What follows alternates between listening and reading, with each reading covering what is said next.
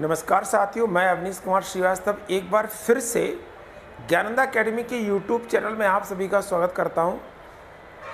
आज हम पढ़ रहे हैं संविधान के भाग 2 के जितने भी सारे महत्वपूर्ण प्रश्न होंगे वो आज हम क्या करेंगे, इस वीडियो में सॉल्व करेंगे।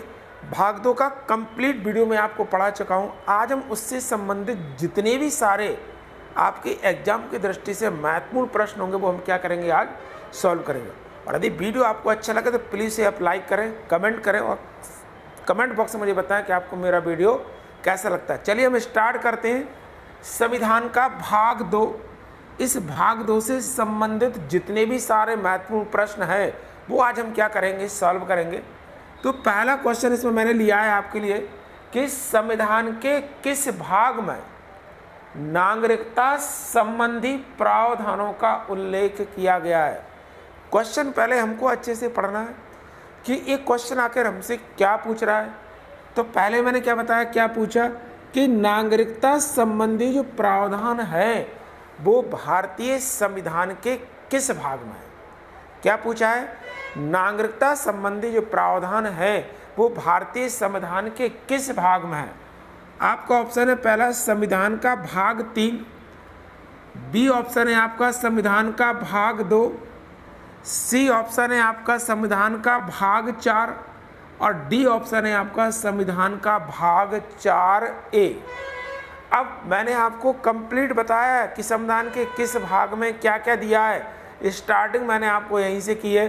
संविधान के संक्षिप्त जितने भी सारे भाग हैं उन सभी भागों का एक मैंने शॉर्ट वीडियो आपको डाला है, प्लीज़ आप उसको देखिए, उसमें आपको सारी चीज़ें मिल जाएंगी। तो यदि हम संविधान के भाग 3 की बात करें तो इसमें क्या है, मौलिक अधिकार या हम कह सकते हैं फंडामेंटल राइट्स दिया गया है। संविधान के भाग 4 में डीपीएसपी या direct principle of state policy का उल्लेख किया गया है। और संविधान का भाग 4A है, इसमें मौलिक कर्तव्य या फंडामेंटल ड्यूटीज का उल्लेख किया गया है। तो हमारे पास कौन सा भाग बचता है, संविधान का भाग 2। इस क्वेश्चन का क्या है, सही आंसर है। मैंने आपको तीनों चीज़ें बता दी। यदि मान लो नेक्स्ट क्वेश्चन आपको किसी एग्जाम पूछे कि संविधान के भाग 3 में क्या दिया गया है, भाग 4 में क्या दिया गया है और संविधान के भाग 4A में क्या दिया गया है, तो ये सारे के सारे क्वेश्चन आप क्या कर सकते हैं, सॉल्व बड़ी आसानी से कर सकते हैं। तो इस क्वेश्चन का सही आंसर क्या है, संविधान का भाग 2 किससे संबंधित है, नागरिकता से संबंधित है। या संविधान के भाग 2 में क्या दिया गया है, नागरिकता संबंधी प्रावधानों का उल्लेख किया गया है। अब चलते हैं नेक्स्ट क्वेश्चन नंबर 2 पर।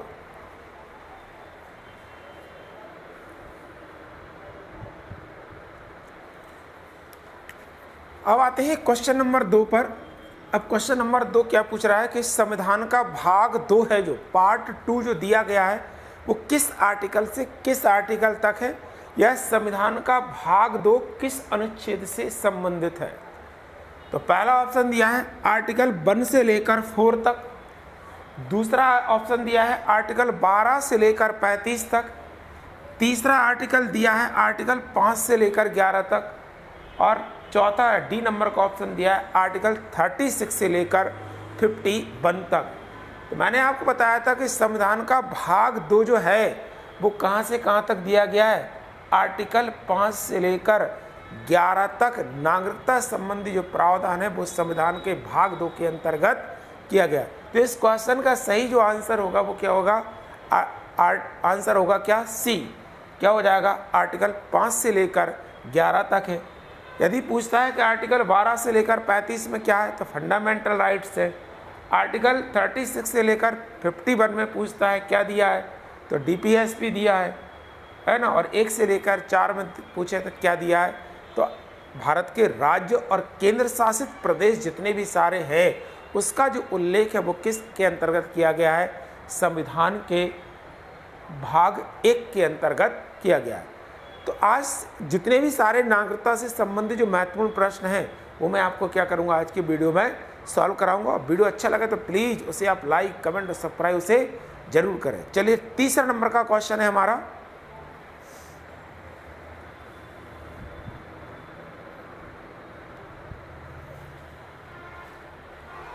चलिए अब तीसरा क्वेश्चन है हमारा कि भारतीय संविधान निम्नलिखित में से कौन सी नागरिकता प्रदान करता है।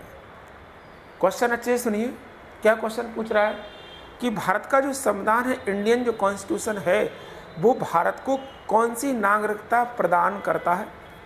पहला प्रावधान है एकल नागरिकता, दूसरा है दोहरी नागरिकता, सी ऑप्शन है इनमें से कोई नहीं, और डी है ए और बी दोनों। हमने पढ़ा है बहुत अच्छे से, जब भारतीय संविधान के स्रोत मैंने आपको बताया था, उसमें बताया था कि भारतीय संविधान में एकल नागरिकता, सिंगल सिटीजनशिप का प्रावधान है। मतलब आंसर हमारा सही क्या हो जाएगा, ए। तो भारतीय संविधान में एकल नागरिकता का प्रावधान है। इसका मतलब होता है कि भारत का कोई भी व्यक्ति केवल एक समय में एक ही देश की नागरिकता क्या कर सकता है, ग्रहण कर सकता है।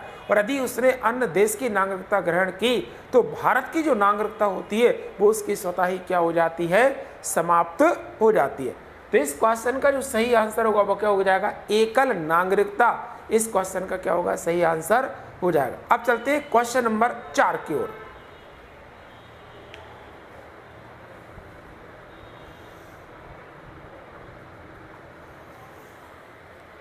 चलिए, अब है क्वेश्चन नंबर 4। क्या कह रहा है क्वेश्चन नंबर 4 कि भारतीय संविधान में जो एकल नागरिकता का प्रावधान है वह किस देश के संविधान से लिया है। क्या क्वेश्चन है, भारतीय संविधान में एकल नागरिकता का प्रावधान किस देश के संविधान से लिया है। तो भारतीय संविधान में एकल नागरिकता, सिंगल सिटीजनशिप का जो प्रावधान है वह पूछ रहा है। Option A America, B number पर है ब्रिटेन, सी नंबर पर है फ्रांस, और आपका डी नंबर पर कौन सा ऑप्शन है, जर्मनी। तो सही आंसर जो होगा इसका वो कहाँ से लिया है हमने, ब्रिटेन से हमने क्या किया है, एकल नागरिकता के साथ साथ संसदीय शासन व्यवस्था का जो प्रावधान है वो भी हमने कहाँ से लिया है, ब्रिटेन से लिया है। तो संसदीय शासन व्यवस्था यदि हमसे पूछता है किस देश के संविधान से लिए, तो संसदीय शासन व्यवस्था, एकल नागरिकता और विधि के समक्ष समता का जो अधिकार है वो हमने किस देश के संविधान से लिया है। तो ब्रिटेन के संविधान से हमने क्या किया है, वो लिया है। तो ये एकल नागरिकता का प्रावधान कहाँ से लिया है, ब्रिटेन से लिया है। भारत में किस प्रकार की नागरिकता का प्रावधान है, एकल नागरिकता का क्या है, प्रावधान किया गया है। चलिए अब पढ़ते हैं क्वेश्चन नंबर 5 की तरफ।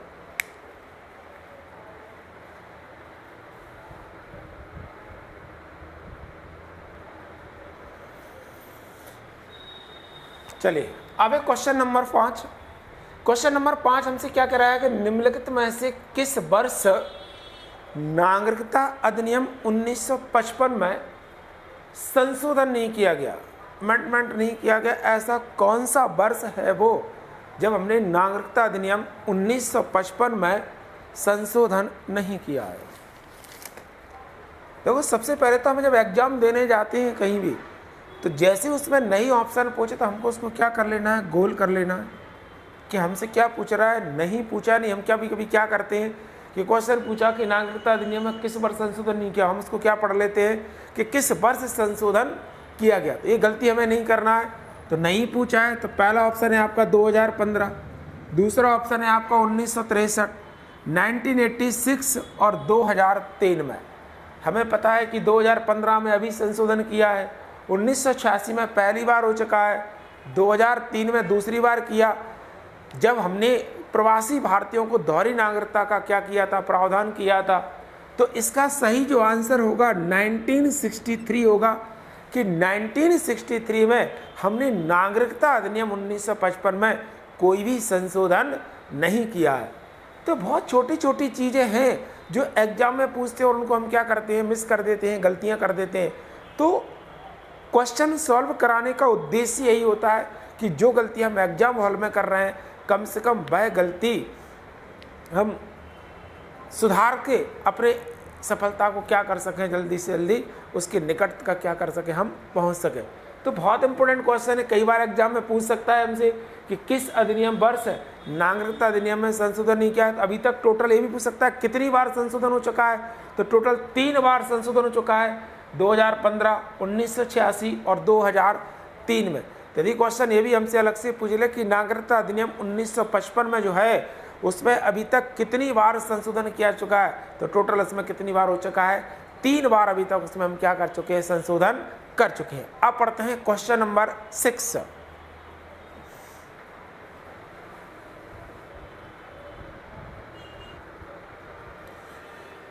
चलिए अब है क्वेश्चन नंबर 6। क्वेश्चन नंबर 6 हमसे क्या पूछ रहा है कि निम्नलिखित में से एमपीपीएससी में एक क्वेश्चन पूछा है आपके एग्जाम में। एमपीपीएससी का जो एग्जाम हुआ था 2006 में, एक क्वेश्चन हमसे एग्जाम में पूछा गया है। क्या क्वेश्चन है कि निम्नलिखित में से किस देश में दोहरी नागरिकता का प्रावधान किया गया, मतलब उस देश की नागरिकता के साथ साथ हम क्या कर सकते हैं, किसी भी अन्य देश की भी नागरिकता ग्रहण कर सकते हैं। पहला ऑप्शन है आपका भारत। तो मैंने बताया कि भारत में तो कौन सी नागरिकता है, एकल नागरिकता का प्रावधान है, तो ये तो हमारा ऑप्शन हो नहीं सकता है। इसके बाद है कनाडा। कनाडा में भी एकल नागरिकता का प्रावधान है। ब्रिटेन में तो हमने लिए ही, चूंकि एकल नागरिकता का प्रावधान कहाँ से लिया है, ब्रिटेन से लिया है, तो ब्रिटेन इसका ऑप्शन हो सकता है। सही आंसर इसका क्या है, संयुक्त राज्य अमेरिका। यूएसए में नागरिकता का यदि प्रावधान पूछे कैसे प्रावधान है, तो संयुक्त राज्य अमेरिका में क्या किया गया है, दोहरी नागरिकता का प्रावधान किया गया है। तो याद करना है, बहुत इंपोर्टेंट क्वेश्चन है। किस निम्नलिखित में से किस देश में दोहरी नागरिकता का प्रावधान किया गया है, याद कर लो, रट लो, इसके लिए रट्टा मार लो, किसका आंसर क्या हो जाएगा, संयुक्त राज्य अमेरिका इसका क्या होगा, एट द एकदम सही आंसर होगा, जिसमें दोहरी नागरिकता का प्रावधान किया गया है। अब चलते हैं क्वेश्चन नंबर 7 की तरफ।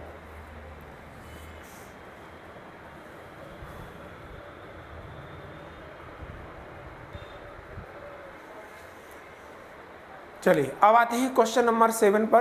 क्वेश्चन नंबर 7 है, भारतीय संविधान में नागरिकता प्राप्ति के साधन क्या क्या हैं। यह हम कह सकते हैं कि भारतीय संविधान जो है वो भारतीय संविधान में किस किस प्रकार से नागरिकता क्या कर सकते हैं, प्राप्त कर सकते हैं।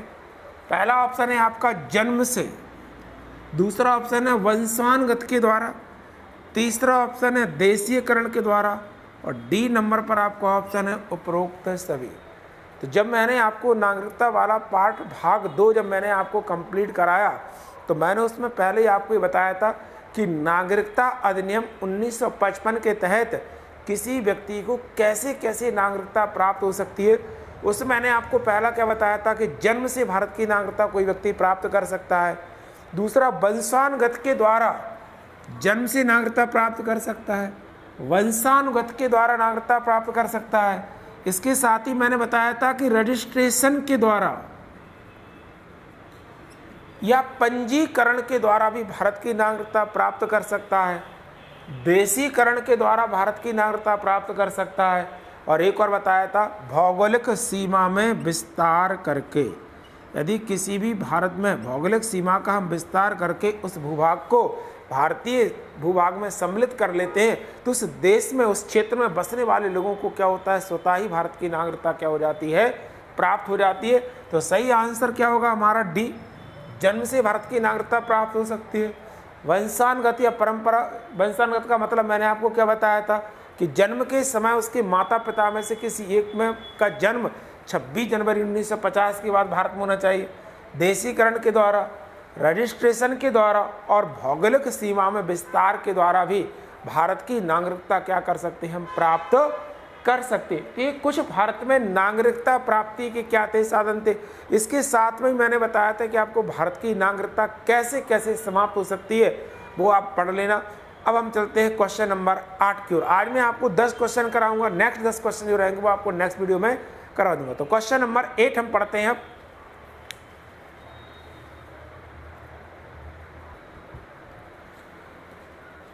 क्वेश्चन नंबर 8 है, भारतीय संविधान में नागरिकता को किस सूची के अंतर्गत रखा गया। क्वेश्चन सुनिए ध्यान से। क्या क्वेश्चन पूछ रहा है कि भारतीय संविधान में नागरिकता को किस सूची के अंतर्गत सम्मिलित किया है। पहला है संघ सूची, दूसरा है राज्य सूची, तीसरा है समवर्ती सूची, और डी ऑप्शन पे है उपरोक्त में से कोई नहीं। मैंने आपको बताया था कि नागरिकता किस सूची का विषय है? संघ सूची का विषय है।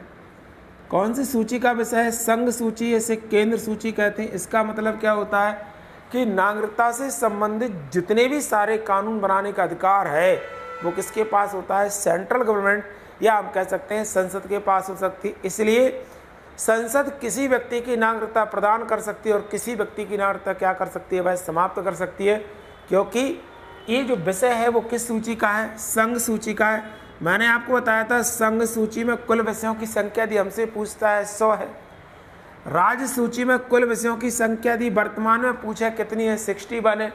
इन विषयों पर कानून बनाने का अधिकार राज्य विधानमंडल के पास होता है। समवर्ती सूची या कनकरेंट लिस्ट जो है, इसमें कुल विषयों की जो संख्या है वो कितनी है? 52 है, जिस पर संसद या केंद्र सरकार और राज्य सरकार दोनों कानून बना सकते हैं। तो संविधान की 7वीं जो अनुसूची है, इसमें हमने 3 सूचियों को सम्मिलित किया है। उन 3 सूचियों में जो नागरिकता है वो पूछे किस सूची का विषय है, तो किस सूची का विषय है? वह संघ सूची का विषय है। तो इस क्वेश्चन का जो सही आंसर क्या हो जाएगा? संघ सूची। यदि हमसे पूछता है नागरिकता किस सूची का विषय है, तो हमें कौन सा आंसर इसमें सही करेंगे?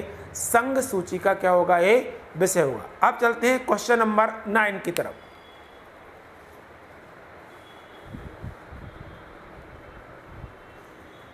चलिए, अब है क्वेश्चन नंबर 9 हमारा। क्वेश्चन नंबर 9 क्या कह रहा है? पहले तो ध्यान से पढ़िए इसके लिए कि संसद के द्वारा पारित किस अधिनियम के द्वारा किसी भी व्यक्ति को नागरिकता प्रदान की जा सकती है, या हम कहें कि किसी अधिनियम के द्वारा नागरिकता क्या हो सकती है? उसकी समाप्त हो सकती है। दोनों पूछ सकता है हमसे। मैंने यहाँ पर प्रदान कर दी, प्राप्त करना लिख दिया कि संसद के द्वारा पारित किस अधिनियम के द्वारा किसी भी व्यक्ति को नागरिकता प्राप्त हो सकती है या उसकी क्या हो सकती है? समाप्त हो सकती है। पहला ऑप्शन है आपका नागरिकता अधिनियम 1955। बी ऑप्शन है नागरिकता संशोधन अधिनियम 2015। तीसरा ऑप्शन है नागरिकता संशोधन अधिनियम 1986 और चौथा ऑप्शन है आपका डी नंबर पर नागरिकता संशोधन अधिनियम 2003। तो मैं आपको कितनी बार बता चुका हूं कि संशोधन तो बाद में, पहले तो कोई ना कोई सा अधिनियम होगा। तो नागरिकता अधिनियम 1955 मतलब ये वाला जो आंसर होगा वो हमारा क्या होगा? एकदम सही होगा। तो नागरिकता अधिनियम 1955 के द्वारा केंद्र सरकार को ये अधिकार प्राप्त है कि वह किसी भी व्यक्ति को नागरिकता प्रदान कर सकती है और किसी भी व्यक्ति की वो चाहे तो नागरिकता क्या कर सकती है? समाप्त कर सकती है। अब चलते हैं क्वेश्चन नंबर 10 की ओर।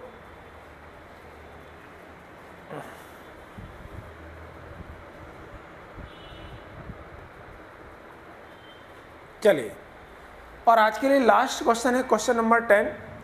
क्वेश्चन नंबर 10 क्या पूछ रहा है कि नागरिकता अधिनियम 1955 में 2003 में हमने क्या किया? संशोधन किया, और इस संशोधन के पश्चात हमने क्या किया?